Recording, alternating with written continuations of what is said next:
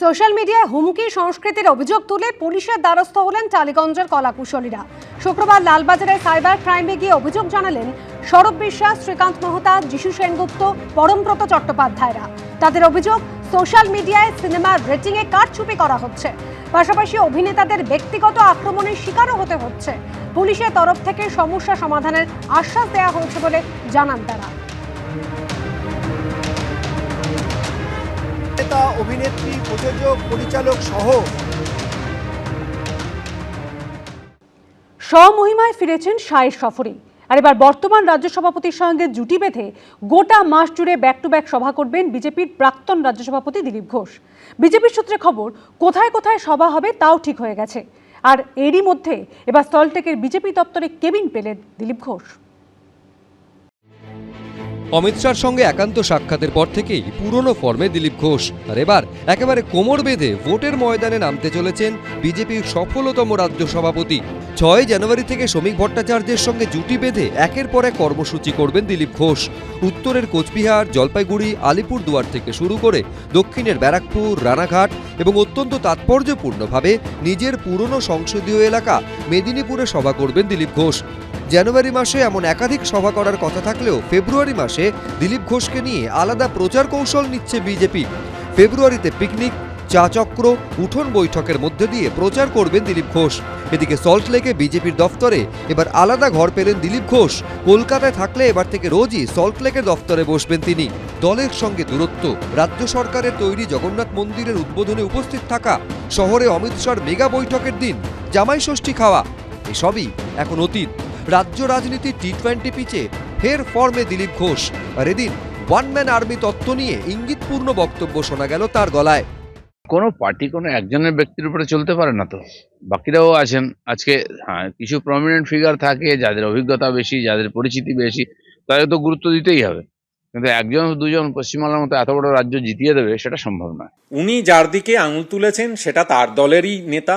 আমি তাদের ঘরোয়া কন্দল নিয়ে কিছু বলতে চাই না। তারা ওই জন্যই তো বললাম, সকালে এক বিজেপি, বিকেলে এক বিজেপি, দুপুরে আর এক বিজেপি। তো বিজেপি নিজের ঘর সামলাতে পারে না, তাদের সবাই নেতা, সবাই স্বপ্ন দেখে বাংলা দখল করার। তো ইনি ওনার বিরুদ্ধে বলবেন, উনি ওনাকে টিকিট দেবেন না, এইসব তো হামেশাই হয়। সেই জন্যই বললাম, সংঘবদ্ধ তৃণমূল কংগ্রেসকে আটকানোর জন্যে এই মুহূর্তে বাংলায় কোনো রাজনৈতিক বিকল্প নেই। বুধবার যোগ দিয়েছিলেন অমিত শাহর বিশেষ বৈঠকে।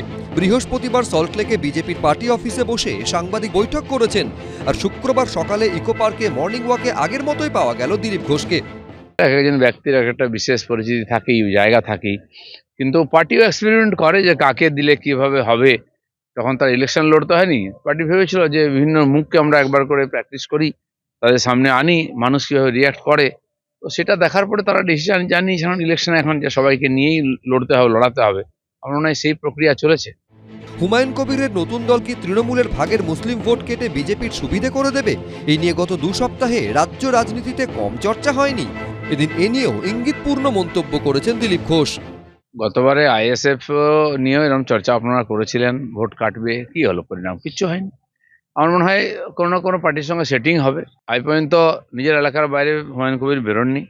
ওনার পার্টির কি ভবিষ্যৎ হবে, কি চান, উনি তো সকালে এরকম বলেন, বিকালে এরকম বলেন, তার স্ট্যান্ড পয়েন্টও ঠিক নাই। অলরেডি উনি মাসখানেক হয়নি, তার মধ্যে অনেক কিছু কথা বলেছেন, সেটা করেননি। 10 লক্ষ যদি জোগাড় করতে পারেন, নিঃসন্দেহে একটা বড় শক্তি হিসেবে উঠে আসবে। দিলীপ বাবু নিজেরই প্রাসঙ্গিকতা হারিয়েছে বিজেপির কাছে, কারণ ওয়েটিংয়ে আছেন তিনি নিজের কথাটা মানুষকে আগে পরিষ্কার করুন। ওনাকে আমাকে নিয়ে এত চিন্তা করার দরকার নাই। আমি নওশাদ না, আমি বাংলার রাজনীতিতে দিলীপ বাবুর থেকে অনেক আগে থেকে রাজনীতিতে আছি। দিলীপ ঘোষ বাচালতা বেশি করে, এই বাচালতার কোনো জবাব হয় না। দিলীপ বাবু এখানে একটা সত্য কথা বলে ফেলেছেন যে আইএসএফকে নিয়ে আলোচনা হয়েছিল, কি ঘটেছে, অর্থাৎ এবারও আর কিছু ঘটবে না যতই যাই হোক। কিন্তু দিলীপ বাবু ওনার দলের নেতাদেরই প্রশ্ন করুন, তাদেরই তো প্রচ্ছন্ন মদতে হুমায়ুন কবির আজকে এই জায়গায় লাফালাফি করছেন। সেই প্রচ্ছন্ন মদত দেওয়াগুলো বন্ধ করুন। এই খেলাটা তো তারা খেলছেন, সব জায়গায় খেলেন। বিহারেও আমরা দেখিয়েছি বিভিন্ন ফোর্সকে নেমে ভোট কাটার খেলা খেলেন, এখানেও ভোট কাটার খেলা চেষ্টা করছেন, কিন্তু ভুলে যাচ্ছেন এটা বাংলার মাটি। এখানে ওইসব খেলার ওই চিত্রনাট্যের কোনো দাম নেই। ওই চিত্রনাট্যগুলো বস্তা পচা চিত্রনাট্য। এখানে বাংলার মাটি শক্ত ঘাঁটি, ওসব করে লাভ হবে না। সব মিলিয়ে নতুন বছরে দিলীপময় রাজ্য রাজনীতি। রঞ্জিত সাউ, শিবাশিস মৌলিক, সৌমিত্র রায়, এবিপি আনন্দ। চন্দ্রনাথ সিনহা এবং তার পরিবারের বিপুল পরিমাণ সম্পত্তি বাজেয়াপ্ত করল ইডি। বোলপুরের একাধিক জায়গায় ছড়িয়ে থাকা মন্ত্রী চন্দ্রনাথ সিনহার 13টি সম্পত্তি বাজেয়াপ্ত করল কেন্দ্রীয় তদন্তকারী সংস্থা। প্রাথমিক নিয়োগ দুর্নীতি মামলায় আরও বিপাকে পড়লেন কারামন্ত্রী। প্রাথমিকে নিয়োগ দুর্নীতিকাণ্ডে তার বিরুদ্ধে আগেই চার্জশিট দিয়েছে এনফোর্সমেন্ট ডিরেক্টরেট। এবার কারামন্ত্রী চন্দ্রনাথ সিনহার বিপুল পরিমাণ সম্পত্তি বাজেয়াপ্ত করল ইডি। বাজেয়াপ্ত করা হয়েছে মোট 13টি সম্পত্তি, যার মধ্যে রয়েছে 4টি ফ্ল্যাট ও 9টি জমি। বাজেয়াপ্ত হওয়া সম্পত্তির বাজার মূল্য প্রায় 10 কোটি টাকা। এর সবকটি বোলপুরের আশেপাশে। মন্ত্রী চন্দ্রনাথ সিংহ, তার স্ত্রী ও 2 ছেলের নামে নথিভুক্ত সম্পত্তি বাজেয়াপ্ত করল এনফোর্সমেন্ট ডিরেক্টরেট। প্রাথমিকে নিয়োগ দুর্নীতি মামলায় 2024-এর 22শে মার্চ চন্দ্রনাথ সিংহর বাড়িতে তল্লাশি চালায় ইডি। কেন্দ্রীয় এজেন্সি দাবি করে তল্লাশিতে উদ্ধার হয় 41 লক্ষ টাকা। ব্যাংশাল আদালতে সেই প্রসঙ্গ তুলে ইডির তরফে এও বলা হয়, 2024 সালে আমরা 41 লক্ষ টাকা ও মোবাইল পেলাম। পরে আরও টাকার হদিশ পাওয়া যায়। চন্দ্রনাথ সিংহ বলছেন কৃষি ও নির্মাণ কাজের দালালির টাকা। আমরা জিজ্ঞাসাবাদ করেছি, টাকার উৎস নিয়ে সন্দেহ আছে। এরপর কারামন্ত্রীকে হেফাজতে চেয়ে আবেদন করে ইডি, কিন্তু কেন্দ্রীয় এজেন্সির সেই আবেদন খারিজ করে দেয় আদালত। কারামন্ত্রীর অন্তর্বর্তী জামিনের নির্দেশই বহাল থাকে। ইডির বিশেষ আদালতের বিচারক নির্দেশ দিয়ে বলেন, চন্দ্রনাথ সিংহকে হেফাজতে নিয়ে জিজ্ঞাসাবাদ করতে পারবে না ইডি। আর সদ্য রাজ্য সফরে এসে সেই চন্দ্রনাথ সিংহের প্রসঙ্গ উঠে আসে খোদ অমিত শাহর মুখে। ममता बनर्जी इस बात का जवाब दे सकती है कि आपके मंत्रियों के ठिकाने पर से 27 करोड़ रुपया मिलता है, आपकी कोई अकाउंटेबिलिटी नहीं है। पार्थो चैटर्जी जेल में जाते हैं, ज्योति प्रिय मलिक जेल में जाते हैं, अनुव्रत मंडल जेल में जाते हैं, जीवन कृष्ण शाह जेल में जाते हैं, माणिक भट्टाचार्य जेल में जाते हैं, चंद्रनाथ सिन्हा जेल में जाते हैं, कुणाल घोष 3 साल जेल में रहकर आते हैं। পুজোর পর একাধিকবার সিজিও কমপ্লেক্সে তলব করা হয়েছিল চন্দ্রনাথ সিংহকে। ইডির তলবে একাধিকবার হাজিরাও দেন তিনি। আর এবার চন্দ্রনাথ সিংহ ও তার পরিবারের সদস্যদের নামে থাকা বিপুল পরিমাণ সম্পত্তি বাজেয়াপ্ত করল ইডি। এটা তদন্তের বিষয়।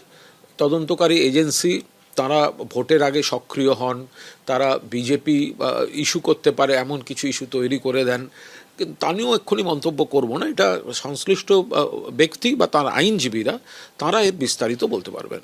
শুধু এক চন্দ্রনাথ সিনহা নয়, আরও অনেক লোক আছে। সেই কারণে প্রত্যেকটি তৃণমূল নেতার হাতে হাত করা পড়বে যারা চুরি করেছে।